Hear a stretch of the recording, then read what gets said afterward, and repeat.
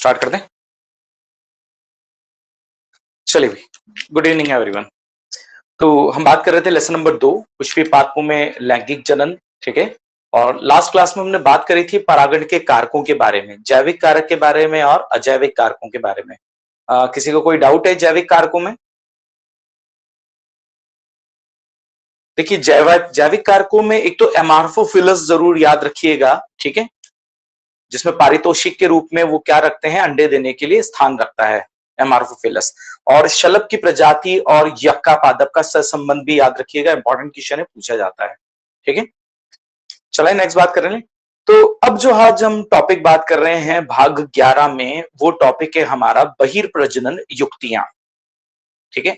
बहिर्प्रजनन युक्तियां क्या होती हैं और ये कितने प्रकार की होती हैं, और उन प्रकारों के बारे में थोड़ा थोड़ा एक्सप्लेनेशन बात करेंगे। देखिए कि जो पादप होते हैं वो अधिकांश द्विलिंगी होते हैं, ठीक है। उन द्विलिंगी पादपों में नर जननांग और मादा जननांग दोनों ही मौजूद होते हैं, ठीक है। ये मादा जननांग और ये नर जननांग, ठीक है। तो अधिकतर संभावना ये रहती है कि ये स्वपरागण करेंगे। माने कि जब परागकोश परिपक्व होगा तो इससे निकलने वाले परागकण इसी पादप की वृत्तिकाग्र पर स्थानांतरित हो जाएंगे या पहुंच जाएंगे। माने कि कौन से परागण की घटना होगी? स्वपरागण, जिसमें स्वक युग्मन भी हो सकता है और सजात पुष्पी परागण भी हो सकता है, ठीक है। लेकिन एक समस्या है बार बार स्वपरागण करने में। किसमें? बार बार स्वपरागण करने में। पादप यदि लगातार कई पीढ़ियों तक स्वपरागण करते रहते हैं तो उनमें उत्पादन की कमी या ओज की कमी देखने को मिलती है। देखिएगा कि निषेचन का महत्व किस बात पर है? निषेचन का महत्व इस बात पर है कि दो अलग अलग जीवों के जीनों का सम्मिश्रण हो जाता है, ठीक है। और उस सम्मिश्रण से लगातार एक नया जीव कुछ मात्रा में या कुछ विभिन्नताएं रखता हुआ उत्पन्न होता है, ठीक है।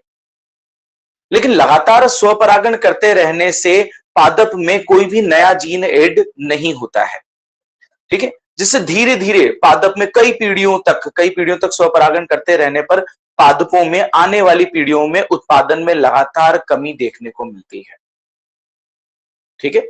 ओज की कमी देखने को मिलती है, ठीक है। इन कमियों को हम कहते हैं अंतः प्रजनन अवनमन, ठीक है।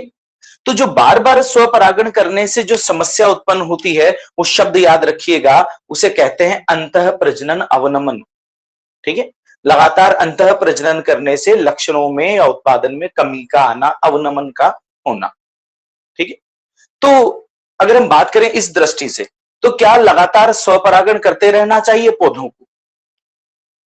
नहीं करना चाहिए, ठीक है। पौधों को स्वपरागण के अतिरिक्त दूसरा जो ऑप्शन है वो कौन सा है? परपरागण।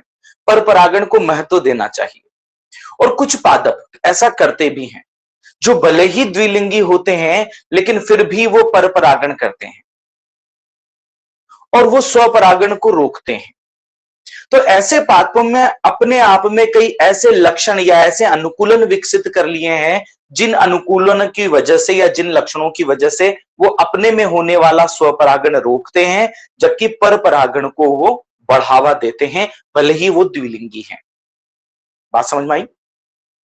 स्वपरागण को रोकने के लिए पादप ने अपने आप में कई विधियां या कई युक्तियां विकसित कर ली हैं, ठीक है। इन्हीं युक्तियों को सम्मिलित रूप से कहा जाता है क्या? बहिर्प्रजनन युक्तियां। बात समझ में आई? पौधे द्विलिंगी होने के बावजूद भी अपने आप में उन्होंने ऐसा लक्षण विकसित किया है जिससे वो द्विलिंगी होने के बावजूद भी स्वपरागण को रोकते हैं और परपरागण को बढ़ावा देते हैं। कारण क्या करना? मुक्ति पाना। किससे? अंतः प्रजनन अवनमन से, ठीक है। तो समझ में आई बात? लगातार स्वपरागण करते रहने से पादपों में अंतः प्रजनन अवनमन हो जाता है और इसी अंतः प्रजनन अवनमन को रोकने के लिए पादपों ने अपने आप में कई युक्तियां विकसित की हैं जिन्हें सम्मिलित रूप से क्या कहा जाता है? बहिर्प्रजनन युक्तियां कहा जाता है। देखो नाम से स्पष्ट है, बहिर्प्रजनन युक्तियां, ऐसी युक्तियां जो बहिर्प्रजनन माने किसी दूसरे के साथ क्रॉस को बढ़ावा देती हैं। क्लियर? अब ऐसी युक्तियां कौन कौन सी, हम पहले यहां पर नाम लिख लेते हैं, फिर उसके बाद बहिर्प्रजनन की डेफिनेशन पर जाएंगे। ठीक है, तो कौन कौन सी युक्तियां हैं? सबसे पहला है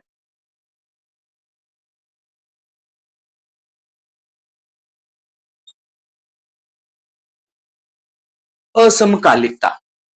आपको अगर याद रहा हो, स्वक युग्मन, स्वपरागण जब हम बात कर रहे थे तब हमने कहा था कि स्वक युग्मन या स्वपरागण को दो चीजें बढ़ावा देती हैं।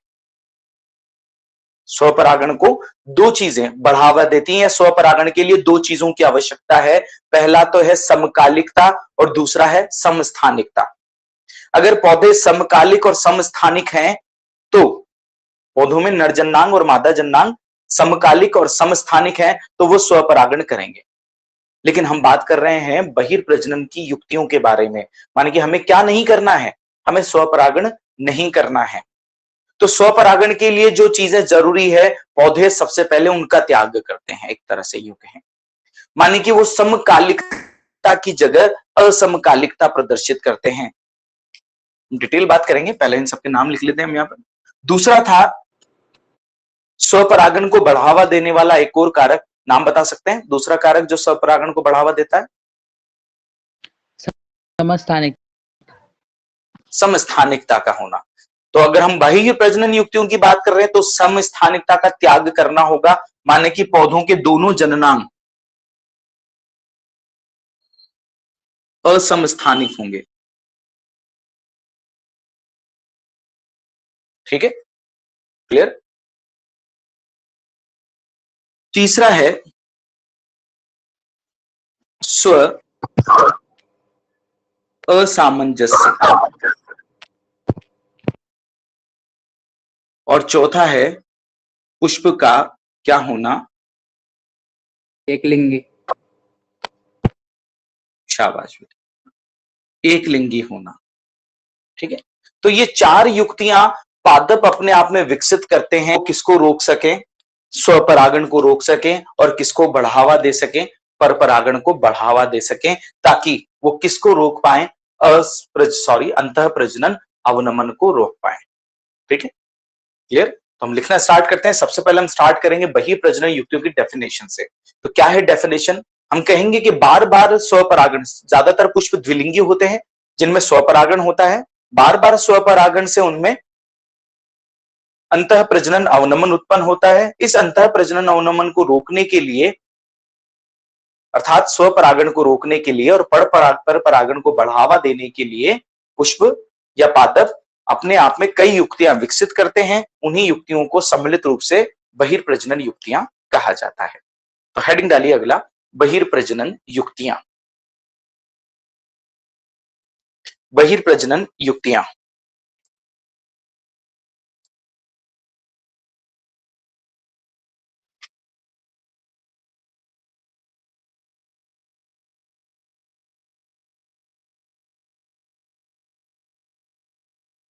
बहिर्प्रजनन युक्तियां।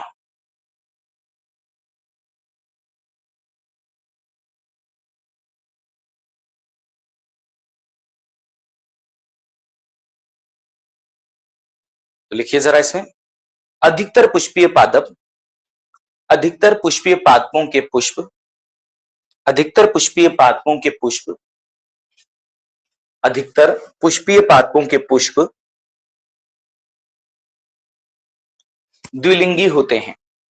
अधिकतर पादपों में पुष्प द्विलिंगी होते हैं और और उनमें अधिकतर और उनमें अधिकतर और उनमें अधिकतर स्वपरागण देखने को मिलता है, और उनमें अधिकतर स्वपरागण देखने को मिलता है।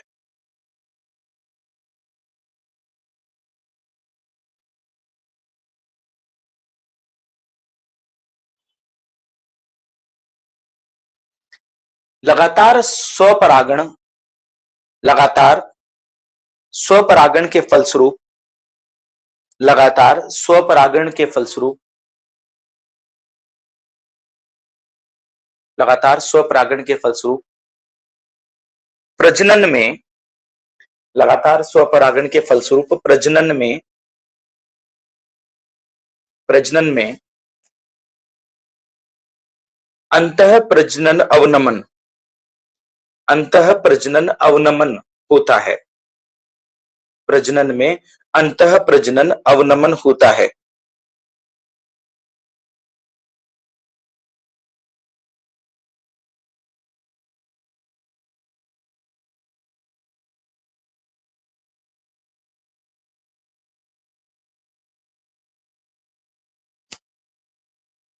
पुष्पीय पादपों ने, आगे लिखिए इसी में, पुष्पीय पादपों ने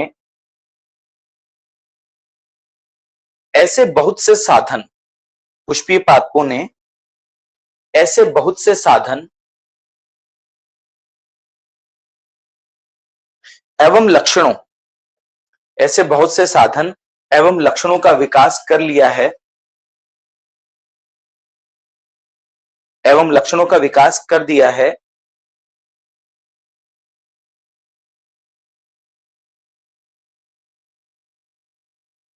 जो स्वपरागण को रोकते हैं, जो स्वपरागण को रोकते हैं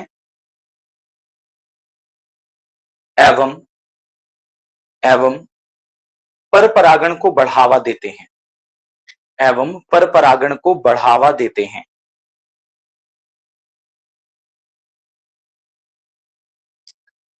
एवं परपरागण को बढ़ावा देते हैं।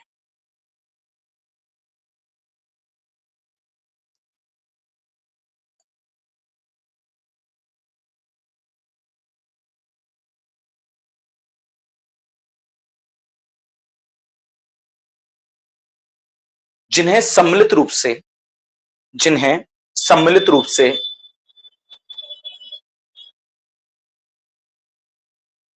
जिन्हें सम्मिलित रूप से बहिर्प्रजनन युक्तियां कहते हैं, जिन्हें सम्मिलित रूप से बहिर्प्रजनन युक्तियां कहते हैं, जिन्हें सम्मिलित रूप से बहिर्प्रजनन युक्तियां कहते हैं।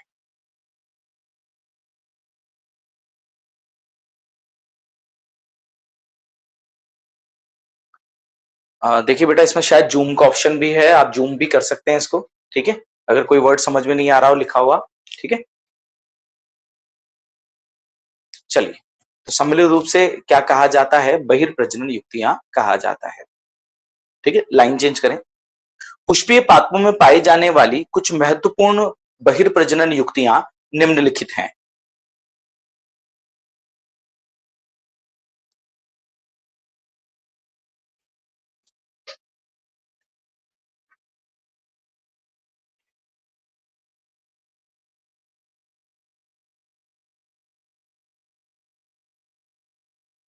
पुष्पीय पादपों में पाई जाने वाली कुछ महत्वपूर्ण बहिर्प्रजनन युक्तियां निम्नलिखित हैं।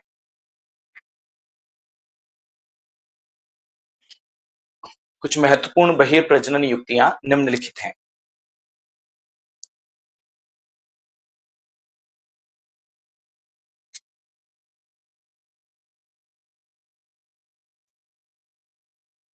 लिख लिया बेटा आपने?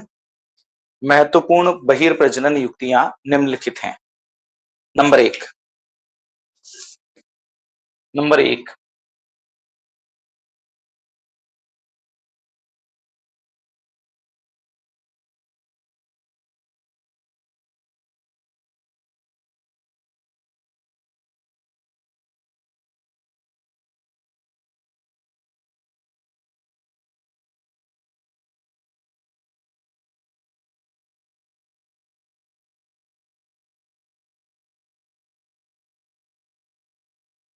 असमकालिकता। नंबर एक, असमकालिकता।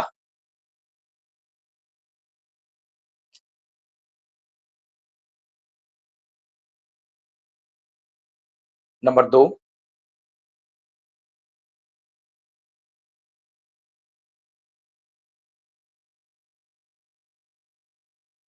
असमकालिकता को एक शब्द और से भी जानते हैं बेटा, भिन्न काल पक्वता।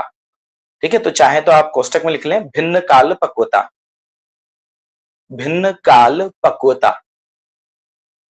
नंबर 2 लिखिए असमस्थानिकता, असमस्थानिकता।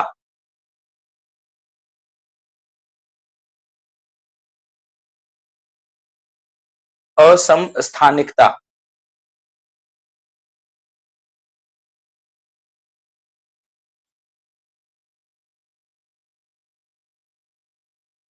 नंबर 3 स्व असामंजस्य, स्व असामंजस्य। बहुत इंपॉर्टेंट, बहुत मतलब इंटरेस्टिंग टॉपिक है और पूछा भी जाता है कई बार एग्जाम में, बहिर्प्रजनन युक्तियां। ठीक है, इनमें से 2 युक्तियों के बारे में पूछ सकता है, कई बार बड़ा अगर क्वेश्चन पूछा जाए तो पूरा बहिर्प्रजनन युक्ति पूछता है। ठीक है, बहुत इंपॉर्टेंट टॉपिक है। ठीक है, जिसमें स्व असामंजस्य अपने आप में एक बहुत टेक्निकल और इंटरेस्टिंग टॉपिक है, ध्यान रखिएगा इसको जब हम पढ़ेंगे इसे। स्व असामंजस्य। और नंबर 4 एक लिंगी पुष्प। नंबर 4 एक लिंगी पुष्प।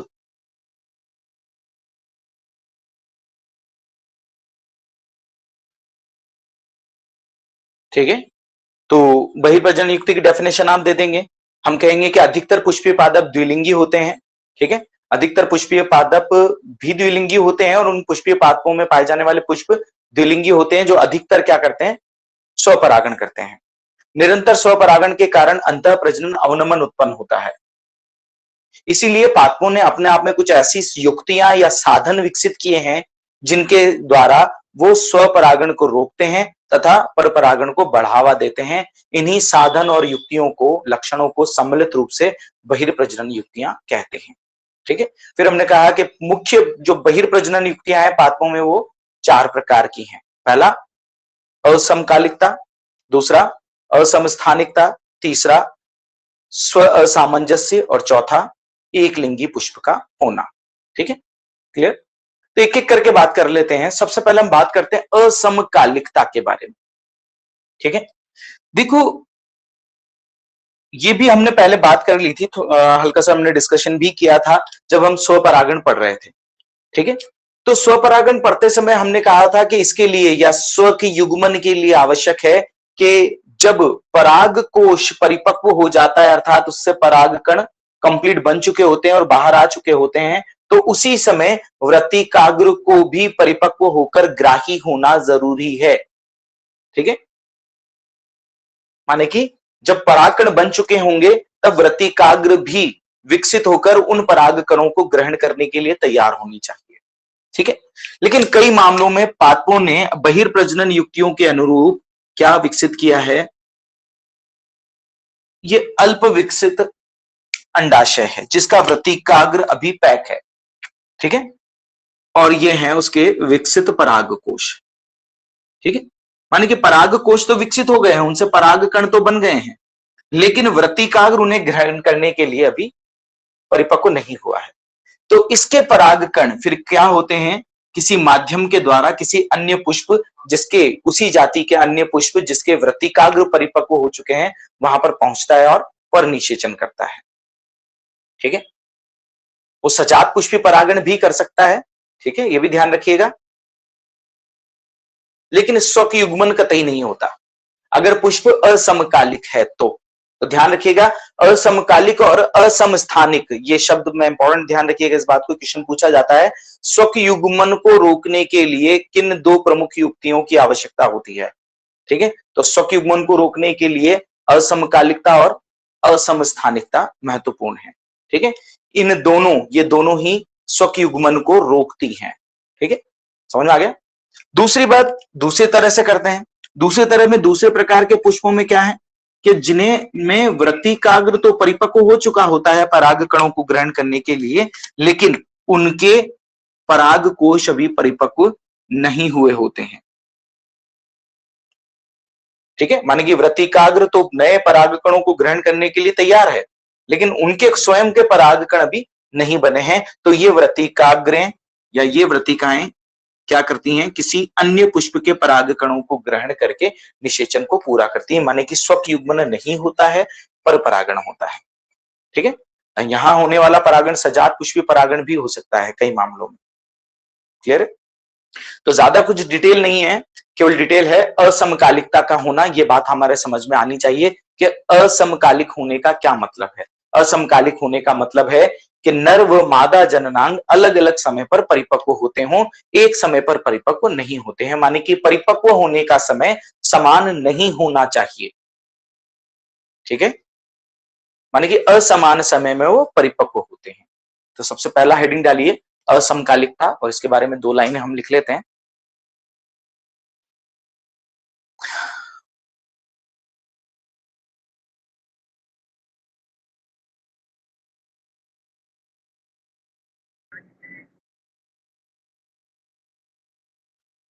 कुछ पादपों में कुछ पादपों में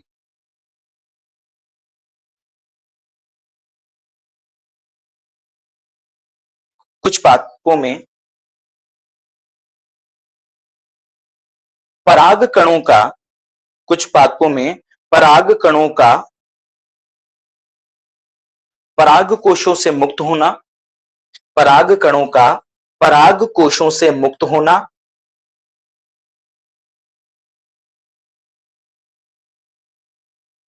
तथा तथा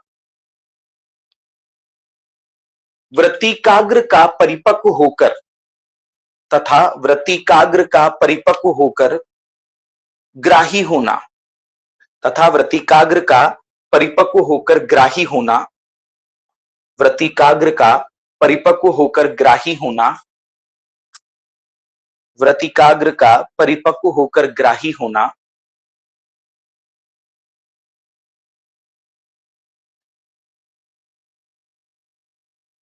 समान समय पर नहीं होता है, या यूं लिख सकते हैं एक साथ नहीं होता है, या एक समय पर नहीं होता है, एक समय पर नहीं होता है, ये लिख लीजिए।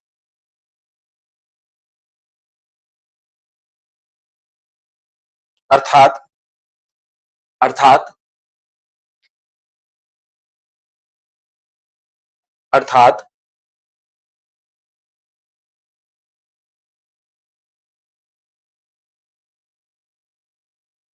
वृत्तिकाग्र के परिपक्व होने से सॉरी अर्थात या तो वृत्तिकाग्र के परिपक्व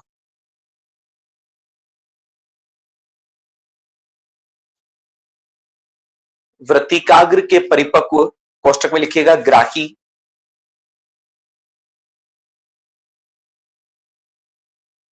ग्राही वृत्तिकाग्र के परिपक्व कोष्टक में लिखिएगा ग्राही होने से पहले ही ग्राही होने से पहले ही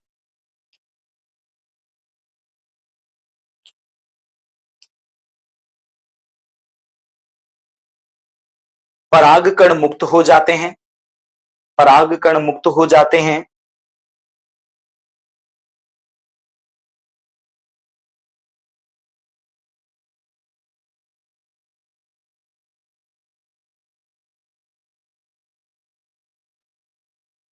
या फिर या फिर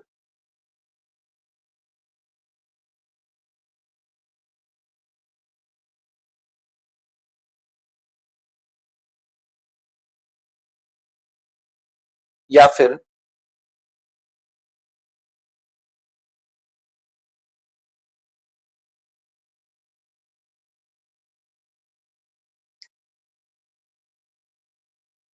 वृत्तिकाएं या फिर वृत्तिकाएं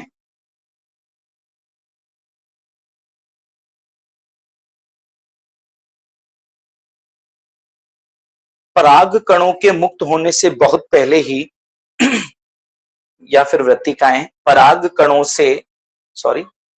कणों के अवमुक्त होने से बहुत पहले ही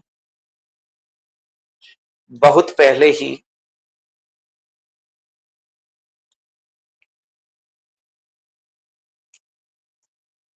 परिपक्व हो चुकी होती हैं, बहुत पहले ही परिपक्व हो चुकी होती हैं।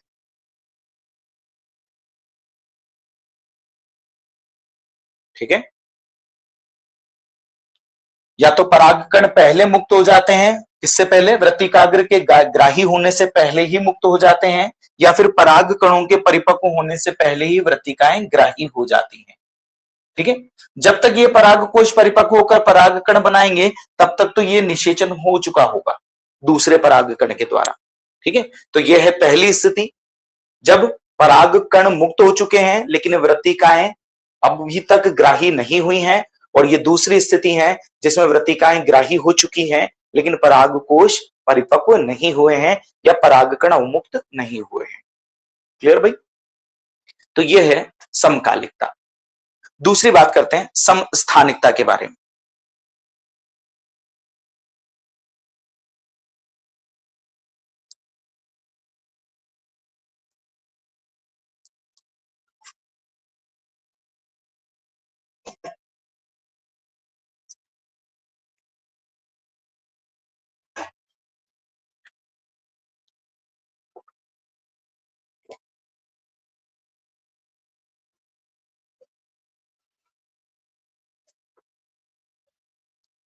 देख लिया बेटा? तो दूसरा है असमस्थानिकता। ठीक है, असमस्थानिकता का मतलब यह है कि किसी भी पुष्प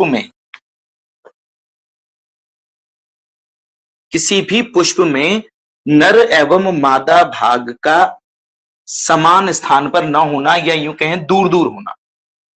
ठीक है, जैसे कि पहली स्थिति के बारे में बात करते हैं।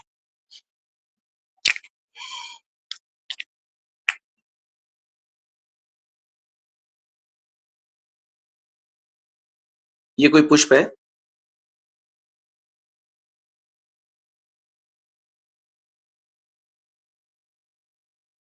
ठीक है, और इसमें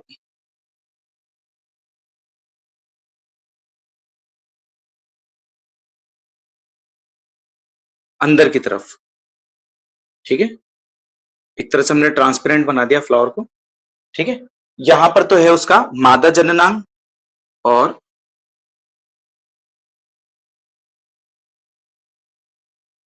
ये है उसके परागकोश।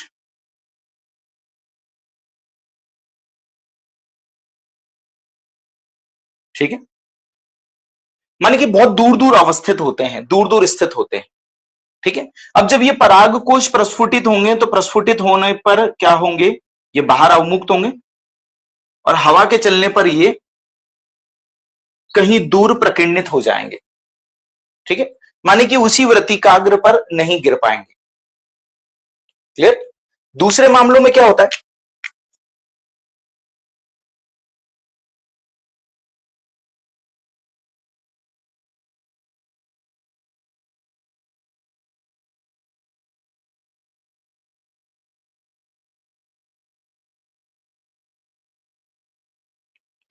दूसरे मामलों में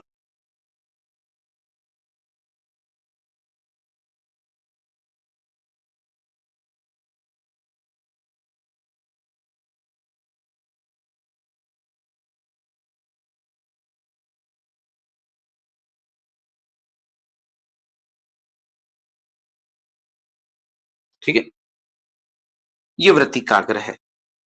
ठीक है, और यहां है परागकोश।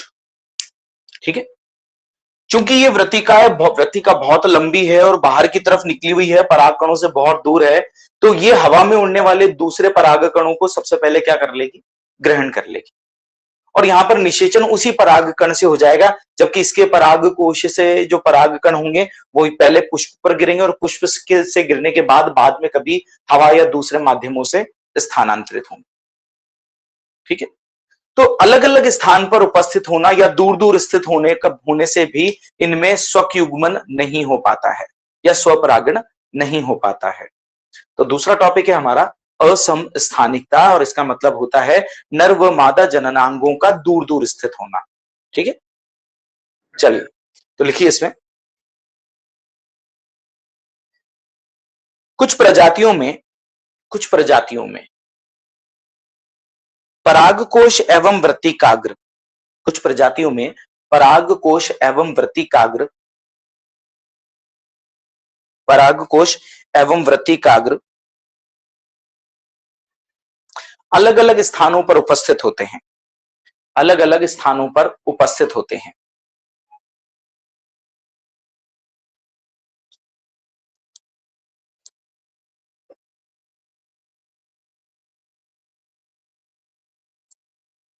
अलग अलग स्थानों पर उपस्थित होते हैं।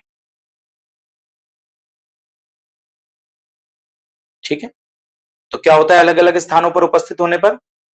इस वजह से उस पुष्प के परागकण उसी पुष्प की वृत्तिकाग्र पर नहीं पहुंच पाते। तो आगे लिखिए, जिससे जिससे उसी पादप के परागकण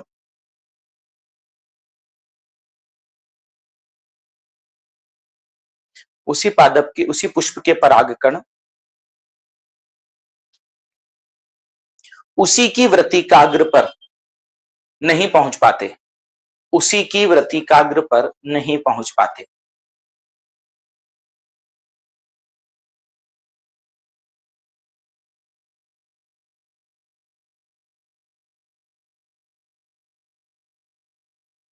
ठीक है,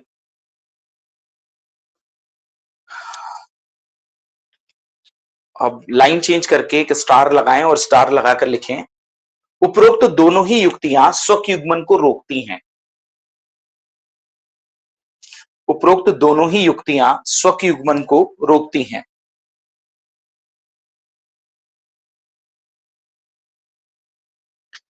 तो हरीश नागर, कमल, सामी, हर्षिता, जितेंद्र, सृष्टि, हिमांशु, सुमित, धर्मपाल, कनिका, ईशु, रोहित, यक्षिता, शजान, सुदीप। अच्छा, बाकी के कहाँ हैं भाई? नींद निकाल रहे हैं, है ना? 4 से 5 का टाइम टिपिकल टाइम है यार। एक्चुअली सुबह हुआ क्या कि लाइट नहीं थी, है ना? कल भी क्लास शाम को ही होगी क्योंकि सुबह मेरा स्कूल है ना? तो ध्यान रखेंगे भाई। अब यहाँ पर जो इंपॉर्टेंट क्वेश्चन है वो ध्यान रखिएगा, हिडन क्वेश्चन है, उसमें पूछा जा सकता है। देखो, हमने वहां पढ़ा था स्वयुग्मन को बढ़ावा देने वाली लक्षण। तो स्वयुग्मन को बढ़ावा देने वाले लक्षण थे समकालिकता और समस्थानिकता। यहां पूछ सकता है वो स्वयुग्मन का विरोध करने वाले लक्षण, या वो लक्षण या वो कैरेक्टर्स या वो युक्तियां या वो साधन जो स्वयुग्मन को रोकते हैं। तब हमें ध्यान रखिएगा ये 2 चीजें देनी है। ठीक है, बहिर्प्रजनन युक्तियां पूछे तो चारों, और स्वयुग्मन को रोकने के लिए पूछे तो ये दोनों युक्तियां। समझ में आ गई बात? ठीक है, बहिर्प्रजनन युक्तियां पूछे तो चारों, स्वयुग्मन को रोकने के लिए पूछे तो ऊपर की ये दोनों जो हम लिख चुके हैं। ठीक है, अब नेक्स्ट इंपॉर्टेंट अगला है हमारा स्व असामंजस्य। देखिए, बहुत इंपॉर्टेंट चीज है। क्या होता है स्व असामंजस्य? देखो, अगर पौधा समकालिक है, नॉट असमकालिक, समकालिक भी है, माने कि नर व मादा जननांग साथ साथ परिपक्व हो रहे हैं। ठीक है, और वो पास पास भी हैं, माने कि वो क्या भी हैं, समस्थानिक भी हैं।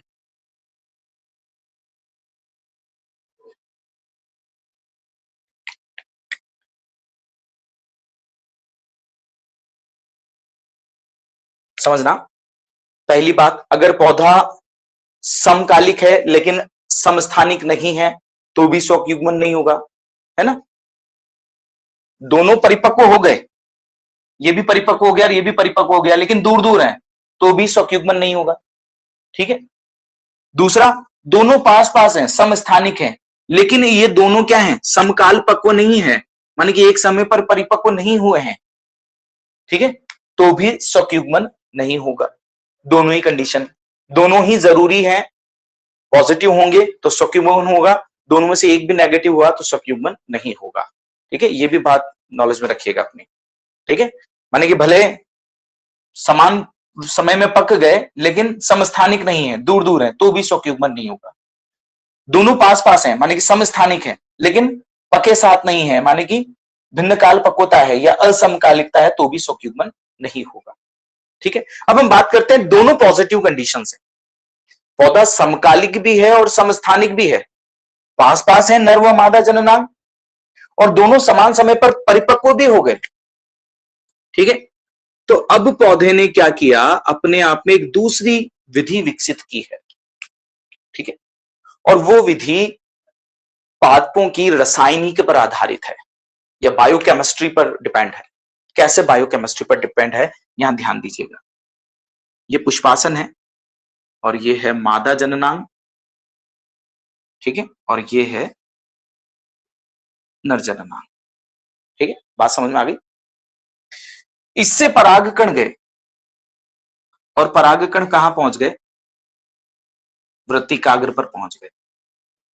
ठीक है, अब वृत्तिकाग्र पर पहुंचने के बाद क्या होगा, अंकुरण होगा जिससे परागनली बनेगी।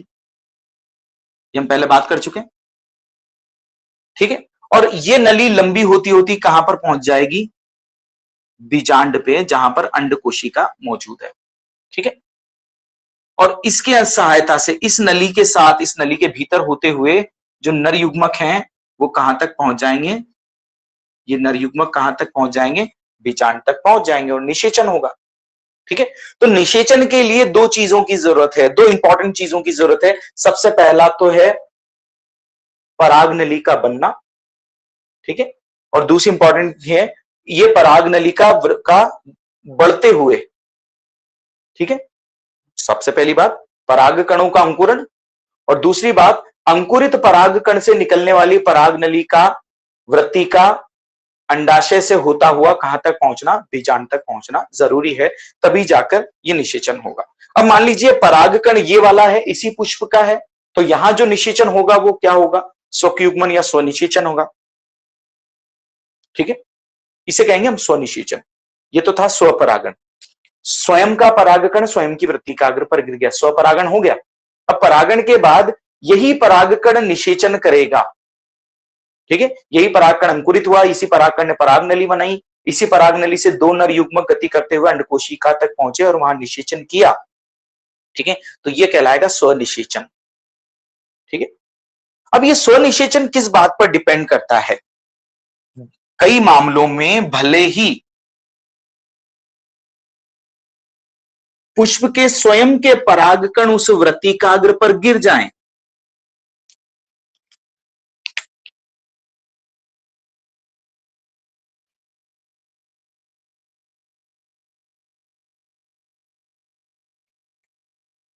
ठीक है, ये स्वयं का परागकण। ठीक है, और ये किसी दूसरे पुष्प का परागकण उसी प्रजाति के। ठीक है, यहां पराग कणों का अंकुरित होना, वृत्तिकाग्र पर पराग कणों का अंकुरित होना, पराग कणों के अंकुरित होने का मतलब क्या होता है, पराग कणों के जनन छिद्र से किसका निकलना, परागनली का निकलना, यह पराग अंकुरण है। ठीक है, और इसी नली से यहां पर दो नर युग्मक थे, हम बात कर चुके थे पहले, ये दो नर युग्मक गति करते हुए कहां आ जाते हैं, इस परागनली में आ जाते हैं। हम थोड़ा सा और डिटेल पर जाएंगे नेक्स्ट टॉपिक पर। ठीक है, अभी हम बस साधारण रूप से ध्यान रखिए अंकुरण कैसे होता है। क्लियर। अब पराग कण वृत्तिकाग्र पर पहुंच गया और पहुंचने के बाद वो अंकुरित होता है। अच्छा, बीज कब अंकुरित होता है, बीज तब अंकुरित होता है जब उसे अपना अनुकूल पर्यावास मिल जाए या पर्यावरण मिल जाए, जैसे कि जल की उचित मात्रा मिल जाए, मृदा मिल जाए उसे। ठीक है, मृदा भी नहीं हो तो उसे अच्छी तरह से क्या मिल जाए, पानी मिल जाए। ठीक है, टेम्परेचर सही मिल जाए, तब वो बीज क्या हो जाएगा, अंकुरित हो जाएगा। माने कि बीज के अंकुरण के लिए कोई ना कोई एनवायरमेंटल कंडीशन रिक्वायर्ड है। ठीक है, यहां भी कोई ना कोई कंडीशन रिक्वायर्ड होगी। ठीक है, तो वैज्ञानिकों ने जब तलाश किया तो मालूम पड़ा कि पराग कणों के और वृत्तिकाग्र पर कुछ विशिष्ट रसायन होते हैं। पराग कण की सतह पर और वृत्तिकाग्र की सतह पर कुछ रसायन होते हैं, और उन रसायनों की अंतःक्रिया के फलस्वरूप, उन्हीं रसायनों की अंतःक्रिया के फलस्वरूप पराग कणों का अंकुरण होता है। ठीक है, माने कि एक तरह का केमिकल लोचा है। ठीक है, किस किस के बीच, वृत्तिकाग्र के रसायन और परागकण के रसायन। अगर ये मैच खा गए तो वो वाला परागकण अंकुरित हो जाएगा, लेकिन अगर ये मैच नहीं खाए तो परागकण अंकुरित नहीं होगा। ठीक है, अब पहले तो बहुत मैच खाते थे भाई, लेकिन पादप ने क्या किया, अपने अंदर एक युक्ति विकसित करी कि मैच नहीं खावे, खुद के परागकण के साथ मैच बंद करवा दिया। ठीक है, माने कि केमिकल चेंज करवा लिए एक तरह से, और उन केमिकल चेंजेस की वजह से वृत्तिकाग्र अपने ही परागकणों को अंकुरित होने से रोक देती है, जबकि उसी प्रजाति के दूसरे परागकण को अंकुरित होने देती है। ठीक है, बात समझ में आई? तो ये काला वाला, ब्लैक वाला परागकण इसी का था, इसी पुष्प का था, लेकिन ये इसे अंकुरित नहीं होने देती है। और किसे अंकुरित कर देती है? ये दूसरे परागकण को अंकुरित कर देती है, और इसके अंकुरण के फलस्वरूप परागनली बनती है, जो कहां तक पहुंच जाती है? बीजांड के भीतर प्रवेश करके निषेचन को अंजाम देती है। बात समझ में आई? तो स्वयं के परागकणों के साथ अंकुरण को रोक देना, एक तरह से स्वयं के परागकणों के अंकुरण को रोकना, ये क्या है? स्व असामंजस्य है। ठीक है, देखिए ना, घर के घर में ही लड़ाई होती है। ठीक है भाई, किराने की दुकान घर की है, लेकिन घर वालों को महंगा बेच रहा है कोई, ठीक है, परिवार वालों को महंगा बेच रहा है, लेकिन बाहर वालों को सस्ता बेच रहा है। ठीक है, क्लियर है? तो ये क्या है? स्व असामंजस्य है, कोऑर्डिनेशन की कमी है। ठीक है, और कोऑर्डिनेशन इन्होंने बिगाड़ लिया। क्यों बिगाड़ लिया? अंतः प्रजनन अवनमन को कम करने के लिए बहिर्प्रजनन युक्तियों को विकसित करने के दौरान। ठीक है, तो ये घटना कहलाती है स्व असामंजस्य। बात करने में बहुत ही सिंपल सी लगती है, लेकिन है बहुत टिपिकल चीज है। ठीक है, तो किसी को कोई डाउट है स्व असामंजस्य में तो मुझे बताओगे, क्योंकि लाइन तो दो ही लिखनी है, लिखने में या याद करने में कोई ज्यादा मसला है नहीं, मगर समझने में आनी चाहिए ये चीज। समझ में नहीं आया सर, एक्सप्लेन वापस कीजिए। सर एक बार शॉर्ट में समझा दो। अच्छा, शॉर्ट में वापस एक्सप्लेन कर दूं? कोई दिक्कत नहीं, बड़ा करके समझा देंगे। देखो भाई, बीज को अंकुरित होने के लिए क्या जरूरी होता है? पानी, तापमान, पीएच, है ना? माने कि एक तरह से एनवायरमेंटल कंडीशन उसके अकॉर्डिंग होनी चाहिए। ठीक है, तभी वो क्या होता है? अंकुरित हो जाता है। इसी प्रकार परागकण वृत्तिकाग्र पर कब अंकुरित होता है? अंकुरित होने का मतलब तो समझते हो ना? परागकण की जनन नली से, परागकण की जनन छिद्र से परागनली का बनना, यह अंकुरण है। ठीक है, अब ये अंकुरण कब होता है? अंकुरण तब होता है जब परागकण पर मौजूद रसायन और वृत्तिकाग्र पर मौजूद रसायन आपस में अंतः क्रिया करते हैं। अगर उनकी अंतः क्रिया के रिजल्ट पॉजिटिव हैं, तो क्या होगा? परागकण अंकुरित हो जाएगा। मानी कि वहां पर एक ऐसा एनवायरमेंट बन जाएगा जैसे परागकण में होने पाए जाने वाले रसायन और वृत्तिकाग्र पर पाए जाने वाले रसायन एक दूसरे के अनुकूल हैं। ठीक है, तब क्या होगा? परागकण अंकुरित हो जाएगा। लेकिन परागकण पर मौजूद रसायन और वृत्तिकाग्र पर मौजूद रसायन क्या है? अगर सेम नहीं है, या उनमें कोऑर्डिनेशन नहीं होगा, या उनमें केमिकल रिएक्शन नहीं हो पा रही है, तो फिर परागकण क्या नहीं होगा? अंकुरित नहीं होगा। इसको दूसरे तरीके से समझ लो। मान लीजिए परागकण पर कोई एक्स रसायन है और वृत्तिकाग्र पर भी एक्स रसायन है।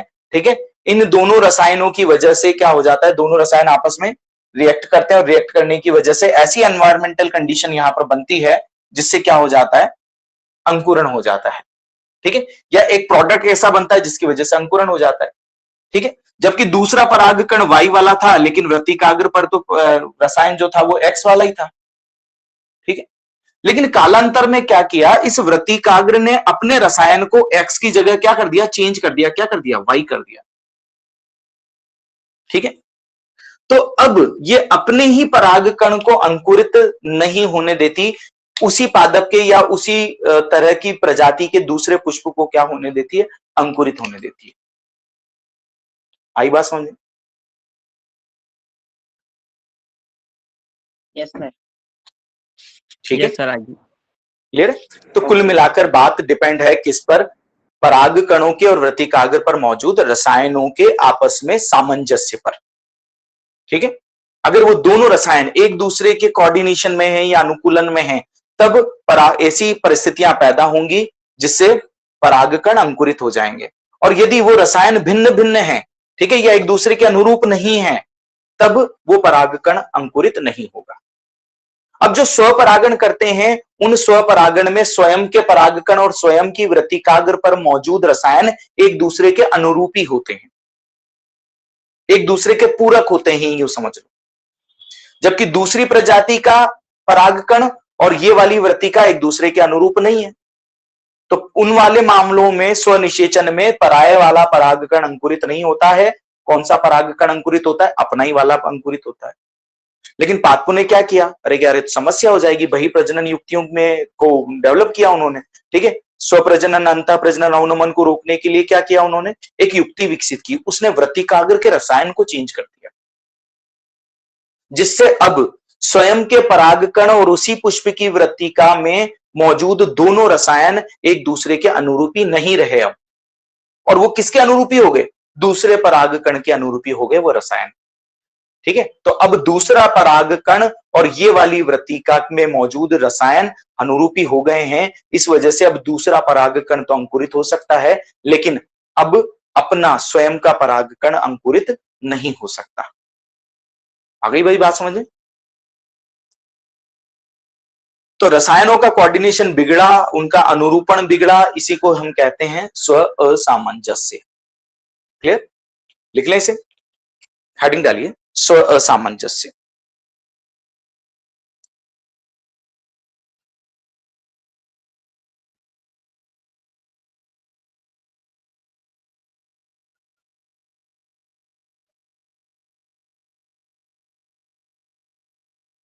इसमें लिखिए, यह एक वंशानुगत प्रक्रम है। जरूर लिखिएगा ये लाइन, यह एक वंशानुगत प्रक्रम है। एग्जाम में जरूर लिखिएगा इस लाइन को। यह एक वंशानुगत प्रक्रम है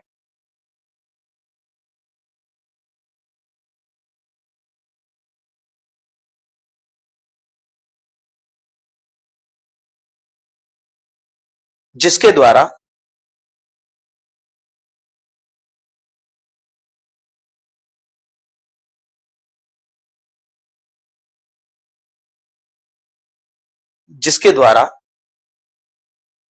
उसी पुष्प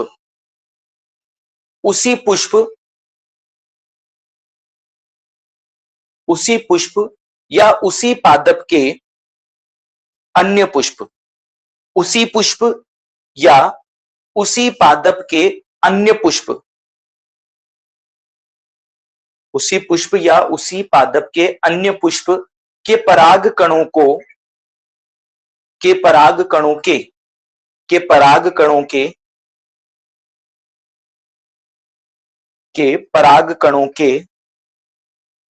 अंकुरण,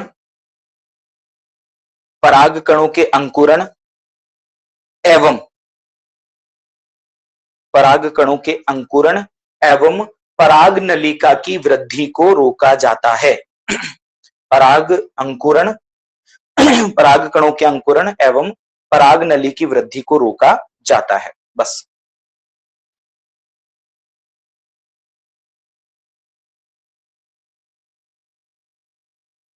देखो यहां पर वंशानुगत प्रक्रम क्यों कहा?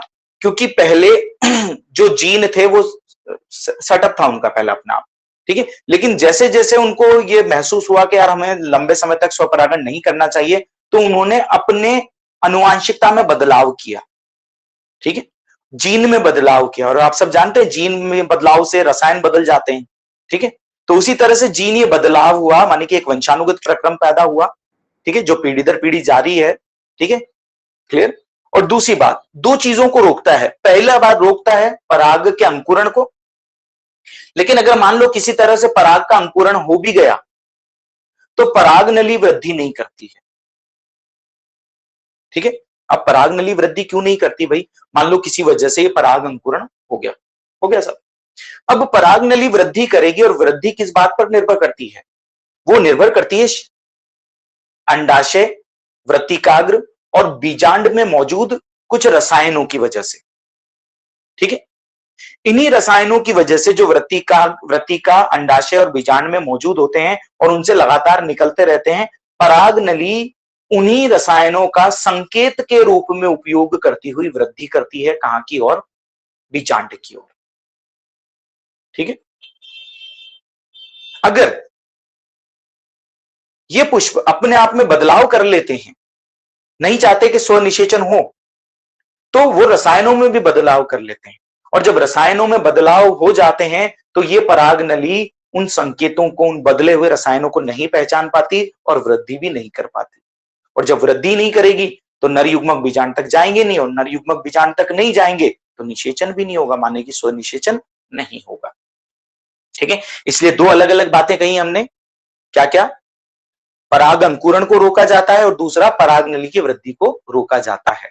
ठीक है, तो क्या लिखेंगे हम? स्वसामंजस्य एक प्रकार का वंशानुगत प्रक्रम है जिसके द्वारा पुष्प के मादा जननांग के अंदर पराग अंकुरण तथा पराग नली की वृद्धि को रोका जाता है। किस किस की वृद्धि को रोका जाता है? पराग अंकुरण और पराग नली की वृद्धि को रोका जाता है। ठीक है भाई, चलिए लास्ट लिखिए एक लिंगी पुष्प, और इसके बारे में मैं लिखवा देता हूं, कल मैं इसको समझा दूंगा। खटाखट लिखिए 5 मिनट। फिक्स टाइम बताओ भाई कितना हुआ? 3 मिनट बाकी हैं। तो हेडिंग डालिए एक लिंगी पुष्प। और देखिए सिंपल सी बात है, इसमें ज्यादा मुझे लगता नहीं कि समझाने की जरूरत है। अगर कोई पुष्प है उसमें मादा स्त्री केसरी पुष्प है तो उसमें केवल मादा जननांग होंगे, पुंकेसरी पुष्प है तो उसमें केवल नर जननांग होंगे। ठीक है, तो बताओ क्या वो स्वनिषेचन कर सकता है? नहीं कर सकता। ठीक है, इसके दो एग्जाम्पल हैं और दोनों अलग अलग तरह के हैं, वो हम नेक्स्ट क्लास में ही बात करेंगे बेटा। ठीक है, तो अच्छा टॉपिक है वो भी, एक लिंगी पुष्प का होना, और इंपॉर्टेंट है क्योंकि यहाँ पर एक कंफ्यूजन क्रिएट होता है, वो हमें थोड़ा सा ध्यान रखना है। ठीक है, तो आज के लिए इतना ही काफी है। थैंक यू भाई। सर हाँ बेटा बोलिए रोहित। सर क्लास की समरी दे देते, वो एक्चुअल में मैं लेट आया था। बेटा अभी वीडियो दोबारा देख लेना, होने वाला है ना, सेव हो जाएगा। ठीक है, ओके सर, थैंक यू। है ना, मेरी नेक्स्ट क्लास है बेटा, है ना, 5 बजे। Okay sir, okay. Okay issue, ठीक बेटा, ठीक रोहित, थैंक यू भाई।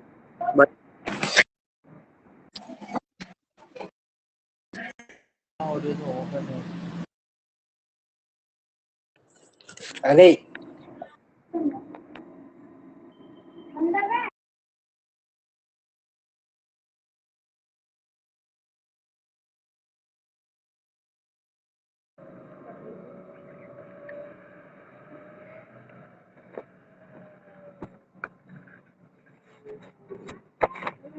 गैरेज में हो ना?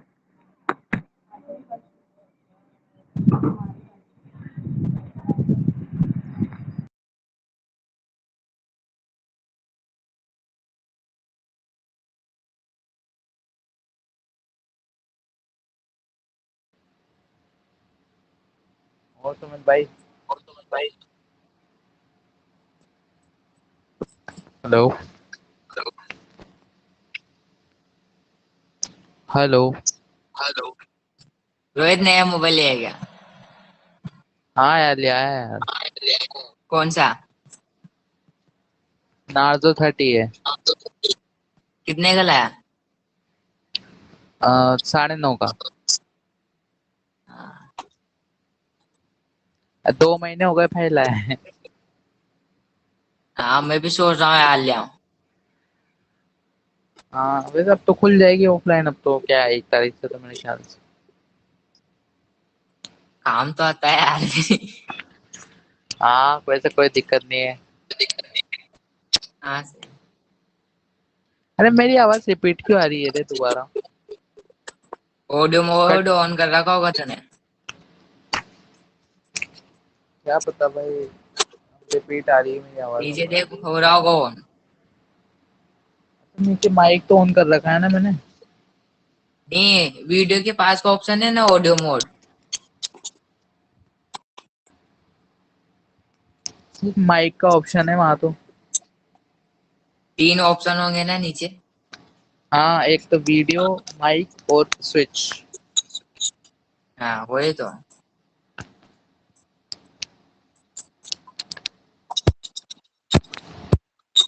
बता कैसे चल रही ठीक है पढ़ाई? चल। और टाइम पढ़ाई पास चल कैसे रहा है। चल रही? Time pass. अरे नहीं यार, पागल बना रहा है यार। टाइम पास कर रहे हैं सही में। पूरी 11 की किताबें रटती थी ना यार। नहीं रहती रहनी। अरे कैसे नहीं रहती। नहीं और रहती फिर यार, तुम्हें केमिस्ट्री तुम। कहाँ दीपेश जी के यहाँ पढ़ रहा है क्या? हाँ। अच्छा वहाँ पढ़ रहा है। हाँ, गंजे भी तुम्हें पढ़ रहा हाँ कितना पढ़ा दिया? है। फर्स्ट चैप्टर हो गया, सेकंड स्टार्ट। सॉल्यूशन ऑनलाइन ही पढ़ाएंगे क्या? हाँ, साल भर। है? साल भर ऑनलाइन ऑफलाइन दोनों। मतलब समझा नहीं मैं। मतलब उन्होंने क्या है, पर्सनल ऐप बना लिया कोचिंग का। अच्छा जो तो वो दोनों पढ़ाएंगे, मतलब ऑनलाइन भी और ऑफलाइन भी साल भर। अच्छा जिसको उसमें क्या ऑनलाइन है। पढ़ना हो वो ऑनलाइन। हाँ। और उसमें क्या, रिकॉर्डेड वीडियो मिल जाती है ऐप में पढ़े।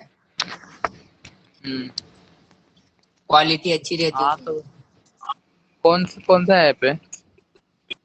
वो कोचिंग का नाम डेंसिटी केमिस्ट्री क्लास। अच्छा उसके नाम से ऐप बनाया। हाँ। बढ़िया है सब। और सब बढ़िया। सब मजा। अभी कहाँ गाँव में? नहीं, यही हूँ जलावाड़। गाँव में क्या करेंगे। है। क्यों रे, तू हाँ सही। किताबें ले आया क्या? आओ। नहीं। क्या है ना मैं। हाँ अरे नहीं। मैं गया था आज, मुझे तो पुरानी मिली यार। कहाँ? कहाँ से लाया तू? स्टूडेंट बुक डिपो वाले के यहाँ। वहां तो पुरानी मिली यार मुझे तो। नहीं आया होगा नया माल। पुराना होगा है। पूछ लेता ना तो एक बार। पूछा था मैंने, तब मैं संकरण पूछ। कौन सा है तेरे, 2017 की 2021? 2019। 19। 2019। उसने हाँ। बताई थी मुझे 2017 वाली। अच्छा नहीं वहाँ पुनर्मुद्रण लिखा रहा होगा संस्करण तो पता नहीं कौन सा है, मैं देखने दे अभी एक मिनट। यहाँ देखना संस्करण। फ्रंट पेज पे। अरे संस्करण नहीं देखा मैंने। संस्करण तो बता रहा हूँ एक मिनट। किधर आता है? फर्स्ट पेज खोलते हैं, उसके फर्स्ट पेज आ जाता है, मतलब फर्स्ट पेज पे। इस पे लिखा रहा है प्रथम संस्करण फरवरी 2007। हाँ वही। और इसमें हाँ, सबसे जो 2007। फिर उसके बाद पुनर्मुद्रण लिखा हुआ है। पुनर्मुद्रण में सबसे लास्ट में दे रखा है अक्टूबर 2019। हाँ, 2000, हाँ एनसीईआरटी है। मुझे 2017 वाली मिली थी।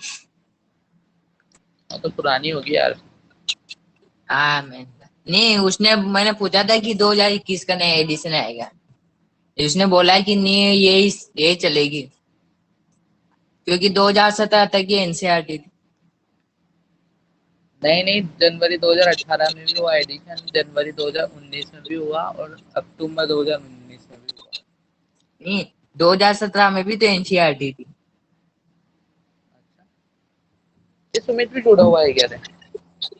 हाँ, नहीं जुड़ सुमित रहा। भी जुड़ा हुआ था कितनी देर? यार अभी तो आ रहा कहाँ था। जुड़ रहा हो? नहीं, अब हो गया एक डेढ़ हट महीना गया जुड़ा तो, हुआ था। हट गया तो पहले जुड़ हट रहा गया। था। हाँ। अच्छा अच्छा। और सब ठीक है ना? हाँ, ठीक है, चला ना। ओह ठीक है।